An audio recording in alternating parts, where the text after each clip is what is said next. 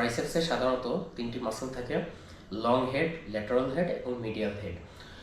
Bigger আর্মসের জন্য বাইসেপসের চেয়ে ট্রাইসেপসের উপর অধিক গুরুত্ব দেওয়া উচিত, কারণ ট্রাইসেপস হলো একটি বড় মাসেল।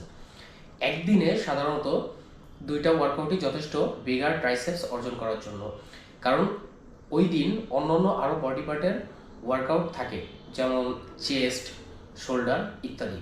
আসসালামু আলাইকুম এভরিওয়ান। আজকের ভিডিওতে আমরা জানবো যে কোন 2টি ওয়ার্কআউট অবলম্বন করার মাধ্যমে বিগার ট্রাইসেপস অর্জন করা সম্ভব। তো প্রথমেই আসি লং হেড মাসেল সম্পর্কে। প্রথমেই আসি ওভারহেড এক্সটেনশন সম্পর্কে। এটি সাধারণত 3ভাবে করা যায়। কেবলের মাধ্যমেও করা যায়, ডাম্বেলের মাধ্যমে করা যায় এবং বারবেলের মাধ্যমেও করা যায়। একটি নির্দিষ্ট স্থানে কেবল ফিক্সড করে পজিশনে এসে চেস্ট আপ করতে হবে। একটা লম্বা নিঃশ্বাস নিয়ে কোর টাইট করে নিচের দিকে নামাতে হবে এবং যতটা স্ট্রেচ করা যায় ততটা স্ট্রেচ করতে হবে এবং নিচের দিকে ছাড়তে হবে। তাহলে অনেক ভালো রেজাল্ট পাওয়া যাবে। স্ট্রেচ ভালো করলে অনেক ভালো রেজাল্ট পাওয়া যাবে এবং নিচে থেকে আবার উপরের দিকে উঠাতে হবে। এক্ষেত্রে অনেকে একটি ভুল করে থাকে যে নিচের দিকে কম নামায়। অনেকে করে কি নিচের দিকে কম নামায় এবং উপরের দিকে পুশ করে বেশি। সো মাসেল স্ট্রেচ এই ক্ষেত্রে কম হয়, যার কারণে কিন্তু মাসেলের গ্রো করতে অনেকটা সময় নেয় বা ওরকমভাবে গ্রো করে না। এই ওয়ার্কআউট একইভাবে ডাম্বেলের মাধ্যমেও করা যায়, বারবেলের মাধ্যমেও করা যায়, তবে মাইন্ড মাসেল কানেকশনের ক্ষেত্রে কেবলই হচ্ছে বেস্ট। কেবলে আর কি বেনিফিট বেশি পাওয়া যায়। নতুনদের জন্য কেবলই বেস্ট, তবে এক্সপিরিয়েন্স পারসন যারা আছে তাদের বিষয়টা একটু ভিন্ন, কারণ তারা ডাম্বেল, বারবেল, কেবল যে কোনো কিছুর মাধ্যমেই মাইন্ড মাসেল কানেকশন করতে পারে।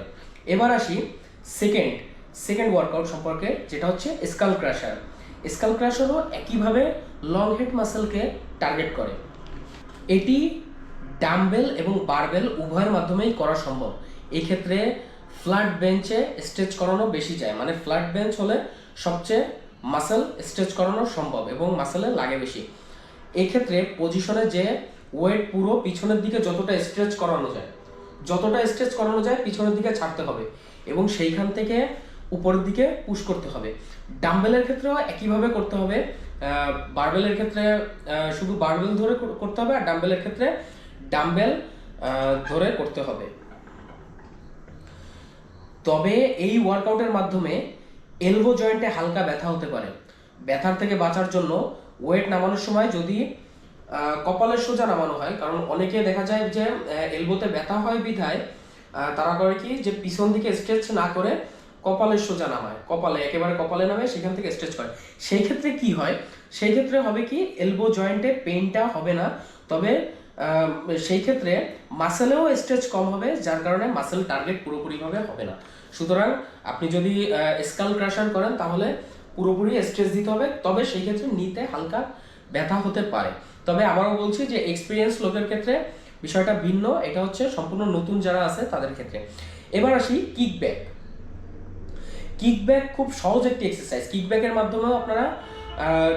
মাধ্যমেও লং হেড টার্গেট করবে। হ্যাঁ, আর লং হেডই মেইনলি আপনার ট্রাইসেপসের মানে আর্মস বড় করার জন্য লং হেডের গুরুত্বপূর্ণ ভূমিকা রয়েছে। সো নেক্সট আছে কিকব্যাক খুবই সহজ। কেবল ফিক্সড করে চেস্ট আপ করে কেবল টেনে একেবারে পিছনের দিকে পর্যন্ত নিয়ে আসতে হবে। এটা অনেকে ডাম্বেল দিয়েও করে থাকে। ডাম্বেল দিয়ে করার সিস্টেম হচ্ছে বুক নিচের দিকে, মানে বডি ডাউন করে চেস্ট আপ করে পিছন দিকে ডাম্বেল দিয়ে একইভাবে করতে হবে।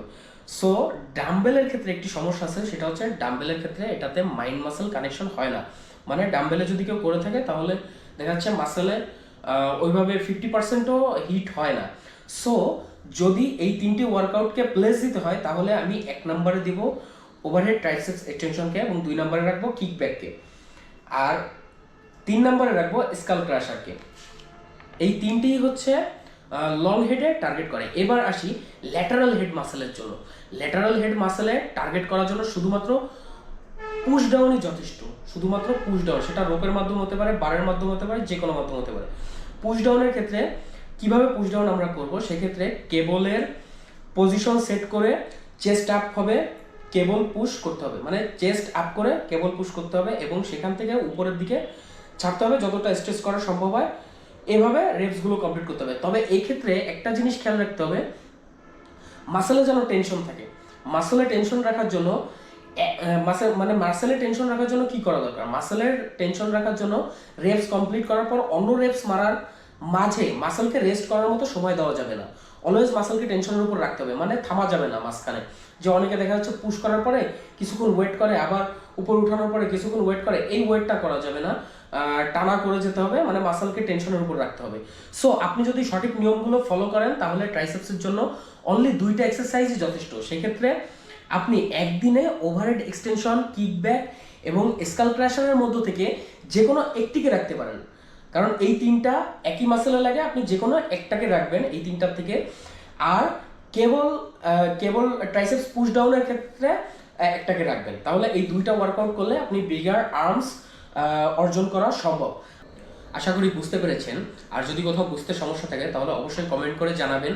আর ভিডিওটি ভালো লাগলে ভিডিওটিতে লাইক দিবেন এবং এই সম্পর্কিত আরও অনেক ভিডিও পেতে চ্যানেলটিকে সাবস্ক্রাইব করবেন। আজকে এ পর্যন্তই। আল্লাহ হাফেজ।